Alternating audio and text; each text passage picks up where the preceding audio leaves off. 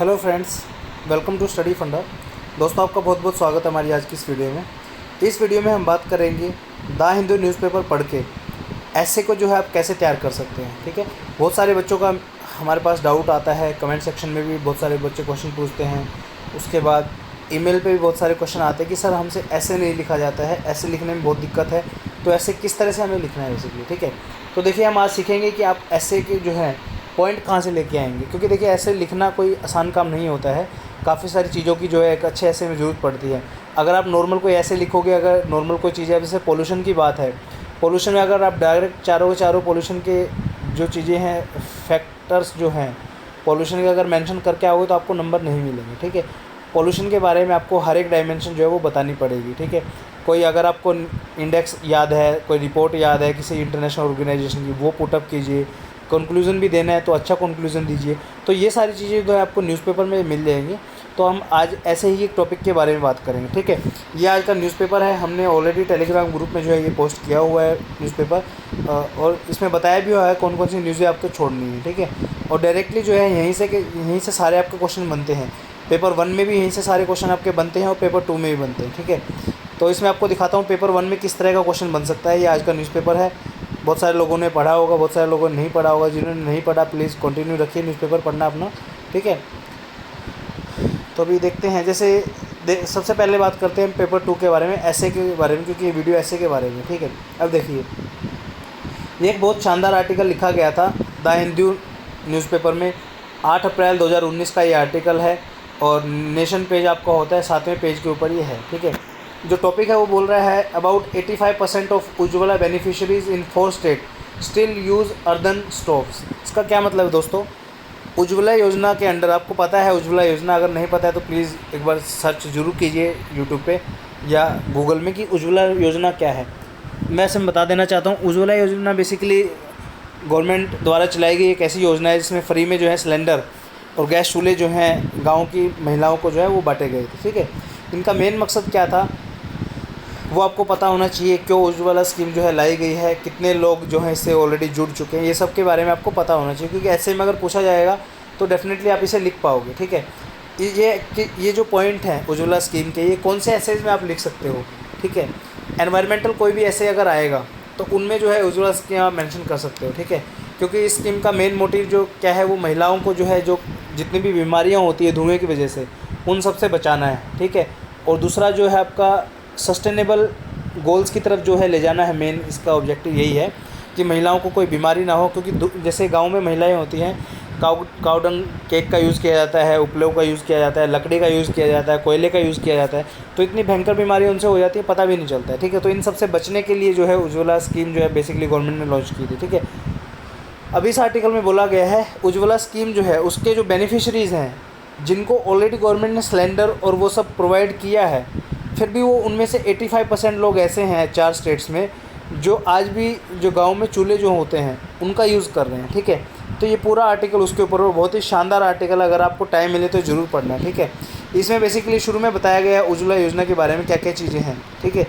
उसके बाद financial reason बताए गए हैं उज्ज्वला योजना के बारे में कि किस तरह से जो है लोगों को इसने बेनिफिट किया है। ठीक है, अब जैसे इसमें यहाँ पे डिटेल में इन्होंने ये भी बताया, फैक्ट बताया उज्ज्वला योजना के बारे में। जैसे द उज्ज्वला योजना launched in 2016 subsidies LPG connection for rural house hold by providing a free gas cylinder, regulator and pipe. अब जिन लोगों ने ऑलरेडी पहले, जिनको नहीं पता है उज्ज्वला स्कीम के बारे में, अगर वो लोग ये आर्टिकल भी अगर अच्छे से पढ़ लेंगे, ठीक है, तो भी उनका जो है काम चल जाएगा। ठीक है, यहाँ पे लिखा हुआ है जैसे उज्ज्वला योजना के बारे में 2016 में शुरू हुई थी, एलपीजी सब्सिडी के ऊपर है। ठीक है, तो डेफिनेटली आपको यहाँ से आपका जो है डाउट क्लियर हो जाएगा। उसके बाद जो है इसमें अगर आप आगे देखेंगे, इसमें इन्होंने आगे बताया कि आपने जो है फ्री गैस सिलेंडर तो दे दिए हैं, ठीक है, उसके बाद गैस चूल्हा भी दे दिया है, लेकिन बहुत सारे लोग ऐसे हैं जो वो अभी तक जो है गैस सिलेंडर और चूल्हों को अफोर्ड भी नहीं कर सकते हैं। ठीक है, वो क्या करें? क्योंकि देखिए लकड़ी वगैरह जो है गांव में इजीली अवेलेबल हो जाती है। जैसे नॉर्मल गैस सिलेंडर की अगर मैं बात करूँ तो आई थिंक 500 से लेके 800 तक की कॉस्ट हो सकती है सिलेंडर की। ठीक है, वो जनरली है भी इतना, वो सब्सिडी वगैरह की बात मैं यहाँ नहीं करूँगा। तो बहुत सारे लोग ऐसे हैं जो इतनी अमाउंट जो है अफोर्ड नहीं कर सकते, जो रूरल बैकग्राउंड के जो हैं बीपीएल फैमिलीज़ हैं, ठीक है, जो आदिवासी परिवार हैं, वो सब हैं, वो इतना अमाउंट जो अफोर्ड नहीं कर सकते। तो उनका एक रीज़न इसमें दिया है कि वो जो है कन्वेंशनल सोर्स ऑफ एनर्जी जो आपके जैसे उपले वगैरह हैं या फिर लकड़ी हैं उनको जलाने का जो है कोशिश करते हैं, ठीक है। ये इसमें एक बात दी गई है।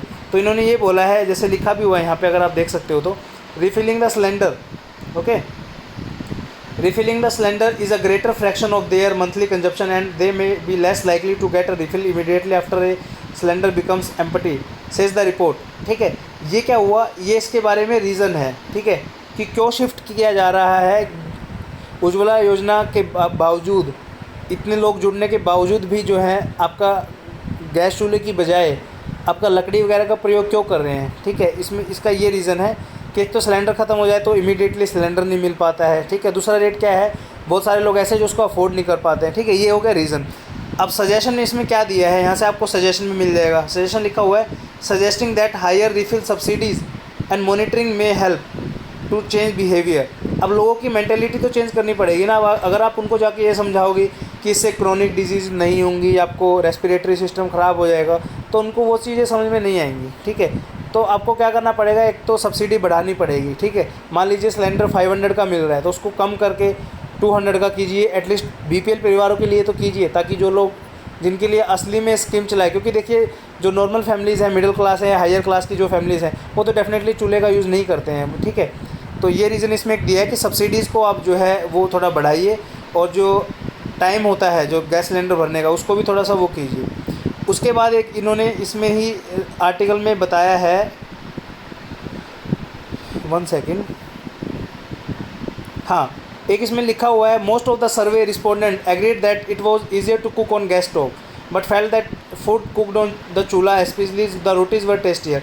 अब देखिए इसमें एक ये भी रीज़न दिया है कि लोग जो है चूल्हों की तरफ क्यों ज़्यादा अट्रैक्टेड होते हैं, कि जो रोटी जो चूल्हे पे बनाई जाती है वो ज़्यादा स्वादिष्ट होती है खाने में, ठीक है। तो ये एक रीज़न दिया गया है। तो ये सब आप पॉइंट इसमें आप मेंशन कर सकते हो, ठीक है। उसके बाद लास्ट में क्या दिया गया है, a common belief was that eating food cooked on gas causes gas. एक ये भी बहुत बड़ा रीज़न है, एक मिथ है लोगों सोसाइटी में कि अगर आप गैस की रोटी खाएंगे तो आपको जो है गैस वगैरह कब्ज वगैरह की शिकायत हो सकती है, ठीक है। तो इसमें रिपोर्ट जो है उसमें वो क्या बोलते हैं कि अवेयरनेस कैंपेन चलानी चाहिए उज्ज्वला योजना को, जो जितने भी बेनिफिट दे रही है वुमन को, ठीक है, उसके लिए कैंपेन चलाइए कि ऐसा कुछ नहीं होता है। जितने भी मिथ हैं उनको आप ख़त्म कीजिए। कि आप सबसे पहला मिथ तो यही है कि स्वादिष्ट खाना वाला मिथ है जो, ठीक है। दूसरा मिथ है कि गैस बन जाती है, वो मिथ दूर कीजिए, ठीक है। और जो जितने भी कंसर्न है इन सब पॉइंट्स को जो है आप जो है कंक्लूजन में नहीं लिखेंगे, ये सब पॉइंट आप लिखेंगे वे फॉरवर्ड के अंदर, ठीक है। कि सॉल्यूशन क्या क्या हो सकते हैं कि ज़्यादा से ज़्यादा लोग जो हैं इस योजना का बेनिफिट उठाएं, ना कि चूल्हों का प्रयोग करें, ठीक है। तो इस तरह से जो है आपके ऐसे तैयार होते हैं। उसके बाद यहाँ पे जब आप देखेंगे तो ये किसी न किसी उसकी रिपोर्ट होगी। ये लिखा हुआ है 2018 survey of rural sanitation and solid fuel use. तो जब आप इस रिपोर्ट को मेंशन करेंगे और ये सब पॉइंट देंगे तो डेफिनेटली आपके ऐसे में जो है मार्क्स काफ़ी अच्छे आएंगे, ठीक है। उसके बाद आज हमने एक रिपोर्ट आपको दी थी हाईवे बैन के ऊपर, ठीक है, the Jammu and Kashmir highway closures, ठीक है। तो हाईवे पे जो बैन लगा है जम्मू एंड कश्मीर में, उसके ऊपर एक रिपोर्ट लिखने को दी थी, ठीक है। अब देखिए एक स्टूडेंट ने जो है मुझे रिपोर्ट भेजी भी है वो लिख के, उसका मैंने फीडबैक भी उनको दिया है, ठीक है। हालांकि इतना टाइम नहीं होता है कि सबकी रिपोर्ट जो है पढ़ी जाए, लेकिन फिर भी मैं आपको बताता हूँ कि रिपोर्ट जो है न्यूज़पेपर से आप कैसे प्रिपेयर करेंगे, ठीक है। अब देखिए ये न्यूज़पेपर है, अब ये लगातार न्यूज़ जो है आपकी कम से कम 4-5 दिनों से आ रही है, तो डेफिनेटली इस पर कुछ भी पूछा जा सकता हो सकता है डायरेक्टली एक रिपोर्ट ही पूछ ली जाए हाईवे के ऊपर। और ऐसा नहीं है कि इस तरह की न्यूज़ कभी पूछी नहीं गई है, पहले भी इस तरह का जो है जैसे लिकर बैन इन बिहार है वो पूछा जा चुका है ऑलरेडी, ठीक है। तो इस तरह की जो स्टेट में पर्टिकुलर कोई टॉपिक के ऊपर अगर न्यूज़ ज़्यादा आती है तो डेफिनेटली उसके ऊपर आपसे रिपोर्ट पूछी जा सकती है। अब इस न्यूज़पेपर को पढ़ के आप 3-4 दिन का अगर आप न्यूज़पेपर पढ़ोगे तो आपको 2-3 चीज़ें समझ में आएंगी, ठीक है। वो मैं आपको मोटा मोटा बता देता हूँ। सबसे पहला तो ये है कि गवर्नमेंट ने जो है नेशनल हाईवे में जो सिविलियन व्हीकल्स जो होते हैं उनकी मूवमेंट के ऊपर जो है रोक लगाई है। उनको ये बोला गया है कि आप हफ्ते में 2 दिन जो है सिविलियन व्हीकल जो है वो मूव नहीं करेंगे, ठीक है, नेशनल हाईवे के ऊपर। कौन कौन से दिन है वो, वेडनेसडे का दिन है और आपका संडे का दिन है। सुबह 4 बजे से लेके रात के 8 बजे तक आई थिंक इस टाइम के बीच में जो है सिविलियन व्हीकल को जो है पास नहीं करने दिया जाएगा। रीज़न क्या बताया, रीज़न बताया कि पुलवामा जो अटैक हुआ था वहाँ पे जो सिक्योरिटी का जो ब्रीच हुआ था, जो भी सिक्योरिटी तोड़ के जो है वो जो गाड़ी टकराई थी, वो जो बसेस थी सीआरपीएफ के जो व्हीकल थे उनसे टकराई थी, वो एक सिक्योरिटी का ब्रीच था। तो अब मूवमेंट भी करानी है क्योंकि देखिए इलेक्शन आ रहा है आपका, ठीक है, आपको पता है। तो इलेक्शन की वजह से लगा लो और भी बहुत सारी मूवमेंट होती रहती हैं अपनी, जैसे सिक्योरिटी फोर्सेस की या पैरामिलिट्री फोर्सेस की। तो उनके लिए जो है हाईवे पे बैन लगा है, ठीक है। तो अब रिपोर्ट में क्या मेंशन करेंगे कि in the wake of Pulwama attack, जो भी आपका जो मार्टर हुए हैं उनके वेक में जो है नेशनल हाईवे के ऊपर जो है आपका सिविलियन व्हीकल्स के ऊपर जो है बैन लगाया है कि आप उसको यूज़ नहीं करेंगे इन पर्टिकुलर डेज़ के उसमें, ठीक है। अब इसके बाद आप इसका शुरू में तो आप स्टार्टिंग कैसे करेंगे रिपोर्ट की वो बताता हूँ। स्टार्टिंग में आप लिखेंगे कि रिसेंटली जो है गवर्नमेंट ने नेशनल हाईवे के ऊपर जो है बैन लगाया है, इसको एक्सप्लेन करेंगे 2-3 लाइन में, ठीक है। उसके बाद आपको लिखनी होती है बेसिकली रिपोर्ट में प्रीवियस हिस्ट्री कि भाई ये जो बैन लगाया है ये पर्टिकुलर, इसके पीछे रीज़न क्या है। रीज़न क्या है, सिक्योरिटी फोर्सेज जो आपका अटैक हुआ था, पुलवामा अटैक हुआ है, उसकी वजह से ये लगाया है, ठीक है। अब इसकी वजह से इशू क्या क्या आ रहे हैं, ठीक है, इसकी वजह से इशू क्या क्या आ रहे हैं। अब जितना भी आपको पता है जम्मू कश्मीर जो है एक बहुत ही अच्छा टूरिस्ट स्टेट है, वहाँ पे बहुत सारे टूरिस्ट आते हैं, ठीक है। तो टूरिज़्म को जो है आपको बहुत बड़ा नुकसान हो रहा है, ठीक है। हॉर्टिकल्चर को बहुत बड़ा नुकसान हो रहा है क्योंकि सब्जियों का जो है आदान प्रदान नेशनल हाईवे के द्वारा ही होता है, ठीक है। उसके बाद मेडिकल जो फैसिलिटीज़ जो पेशेंट्स को दी जाती हैं उनको बहुत बड़ी दिक्कत आ रही है। तो ये सब चीज़ें आप लिखेंगे तीसरे पैराग्राफ में, मतलब आपको रिपोर्ट जो है बेसिकली वो 10 से 12-13 लाइन में लिखनी है। पहले 2-3 लाइन आपकी वो होंगी मेन जो रिपोर्ट पर्टिकुलर टॉपिक के ऊपर क्यों बैन लगाया है, ठीक है। उसके बाद दूसरे पैरे में आप लिखेंगे किस वजह से बैन लगाया है, ठीक है। तीसरे पैरे में लिखेंगे आप उसके वजह से, बैन की वजह से दिक्कत क्या आ रही है। चौथे में आप क्या लिखेंगी कि सरकार इसके लिए क्या कर रही है ताकि लोगों को दिक्कत ना हो, ठीक है। तो अभी रिसेंटली सरकार ने क्या घोषणा की है कि जो एमरजेंसी व्हीकल्स हैं उनको हम जाने देंगे। फॉर एग्जांपल आपकी एम्बुलेंस जैसे है, ठीक है। उसके बाद फायर ब्रिगेड की कोई गाड़ी है, स्कूल की जो बसेस वगैरह है उनके ऊपर कोई रोक नहीं है, वो फ्रीली मूवमेंट कर सकती हैं, उसमें कोई दिक्कत नहीं है, ठीक है। तो ये जो है सरकार ने अपनी तरफ से कदम उठाया है। और ये कब उठाया गया है, लोगों ने इसकी आलोचना की कि ये जो है ह्यूमन की जो मतलब जो आपकी नेसेसरी जो चीज़ें हैं उनके खिलाफ़ जो है आपका ये चीज़ सही नहीं है कि ये बैन लगा दिया आपने, ठीक है। और इसकी वजह से सारी इकोनॉमी ही रुक गई है जम्मू कश्मीर की, ठीक है। तो ये पॉइंट आपको बेसिकली लिखने हैं। और रिपोर्ट में एक चीज़ आप ध्यान रखना, कभी भी जो रिपोर्ट आप लिखते हो रिपोर्ट में कोई कंक्लूजन मत देना, क्योंकि आपने जब भी न्यूज़ चैनल पे कोई रिपोर्ट देखी होगी, इस रिपोर्ट का मतलब ये है कि आज आप एज अ रिपोर्टर जो है रिपोर्ट कर रहे हैं। तो कभी भी ये चीज़ ध्यान रखना, रिपोर्ट में कभी भी कंक्लूजन आप नहीं देंगे, क्योंकि कंक्लूजन का मतलब होता है आप अपना तरफ से कुछ जो है उसमें बताना चाह रहे हैं कि किस तरह से ये चीज़ें बदलनी चाहिए। अब मान लो आप कंक्लूजन में लिख दोगे कि नहीं ये तो बहुत गलत चीज़ है, ये हटानी चाहिए, इस तरह से एग्जामिनर ने तो नहीं पूछा है कि आपसे सॉल्यूशन दो इसके बारे में, आप क्या सोचते हो, क्योंकि आपके सोचने से कुछ नहीं होता है ना वहाँ पे, ठीक है। तो ये सब चीज़ें आप ध्यान रखना है, कंक्लूजन आपको रिपोर्ट में नहीं देना है, क्योंकि आप कंक्लूजन अगर आप रिपोर्ट में दोगे तो वो ऐसे ही आपका माना जाएगा, ठीक है। क्योंकि ऐसे में ही आप कंक्लूड करते हो चीज़ों को, रिपोर्ट में कंक्लूजन नहीं देना है। और रिपोर्ट जो है अब जैसे ये वाला टॉपिक है तो इसको आप पास्ट में लिखेंगे, ठीक है।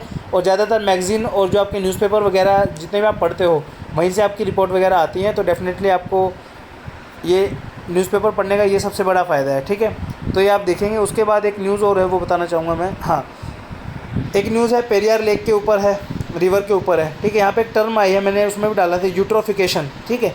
अब इस पैराग्राफ से 3 क्वेश्चन बन सकते हैं। सबसे पहला क्वेश्चन तो ये बन सकता है पोल्यूशन कंट्रोल बोर्ड, यहाँ पे लिखा हुआ है सेंट्रल पोल्यूशन कंट्रोल बोर्ड, इसके हेडक्वार्टर के बारे में पूछा जा सकता है कहाँ पे है, ठीक है। दूसरा पूछा जा सकता है पेरियार रिवर के बारे में कि ये कौन से स्टेट में है, क्वेश्चन पेपर की बात कर रहा हूँ मैं। तीसरा यहाँ पे एक टर्म का यूज़ किया गया है यूट्रोफिकेशन। बहुत सारे क्वेश्चन जो है ऑलरेडी यूपीएससी में पूछे जा चुके हैं, सीपीएफ में यूट्रोफिकेशन है, बायो एक्यूमुलेशन है, ऑर्टिकोलॉजी है, सिंक्लोलॉजी है, उसके बाद बायो रीमेडिफिकेशन है, उसके बाद आपका डीनिट्रीफिकेशन है। इन सब के ऊपर ऑलरेडी पूछा जा चुका है, तो ये सब आपको पता होना चाहिए। तो न्यूज़पेपर इस तरह से पढ़ लिए, डेफिनेटली आपका कोई करंट अफेयर का क्वेश्चन नहीं रहेगा और पेपर 2 में भी आप अच्छे मार्क्स स्कोर कर पाएंगे। होप सो ये वीडियो आपको पसंद आई होगी दोस्तों, तो प्लीज़ इस वीडियो को लाइक कीजिए, अपने दोस्तों के साथ शेयर कीजिए और कमेंट सेक्शन में कमेंट करके जरूर बताएं। Thank you so much for watching this video, have a great day.